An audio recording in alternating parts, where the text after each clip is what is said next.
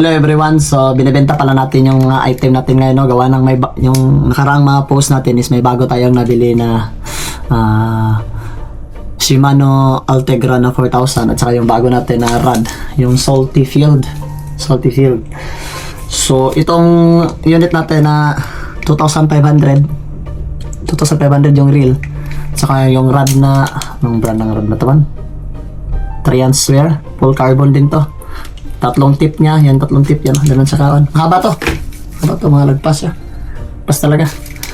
So binibenta na lang natin ng 5,000 yen. 5,000 yen na lang to, pero ganda pa rin, no? Ganda na naman yun, retrieval. 2,500, pang kuroda ito.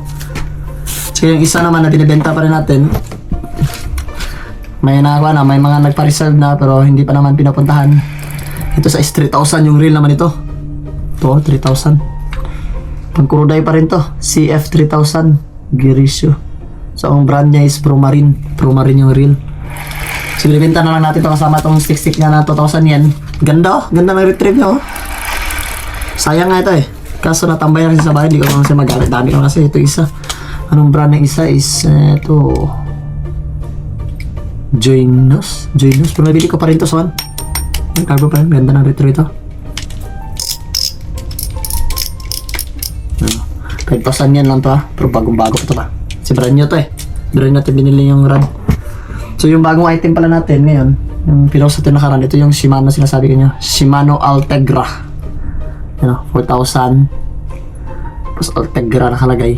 Shimano talaga, legit. Carbon. Yan naman yung retrieve nyo, ganda. Ito yung bago natin na build ngayon. So yung stick natin, yung rod pala, stick. Salty Field. Abu Garcia. Ganda nito kasi 5. Diyan sa 5 yung kanya ba? Yung pinost ko nakaraan. Kita nyo na to eh. 5 yung kanya yung gagalito nyo. Full carbon pa rin to siya.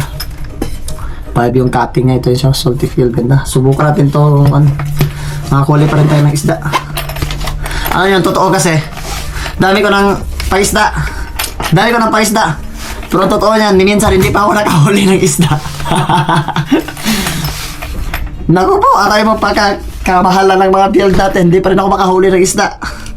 Pero ito susubukan natin kung anong magiging resulta. Update na lang kung kayo sa sunod na video natin kung may huli ba tayo. Kasi itong dalawa to, nasubukan ko na to eh. Wala talaga ako sa swerte dito dalawa. Kaya binibenta ko na sila. And then ito na lang yung pag-asa natin, yung bago natin na build. Medyo pricey siya pero legit talaga siya. Medyo legit talaga. Kaya susubukan natin ngayon yung bago nating build. So abangan nyo na lang, magpo-post ako ulit ng mga videos kung may nahuli na ba. Ano na bang balita. So yun lang mga Lodi Cakes. So kung may gustong magbumili dito sa dalawa, din nyo lang ako, puntahan nyo lang ako dito sa bahay. Yung address ko, Tonomachi, Sangchume, Junanahachi, Ohana, Loha West. So DM nyo lang ako kasi bibenta ko itong dalawa. Kawasaki lang ako dito sa Japan, Kawasaki. DM lang mga Lodi Cakes, babush!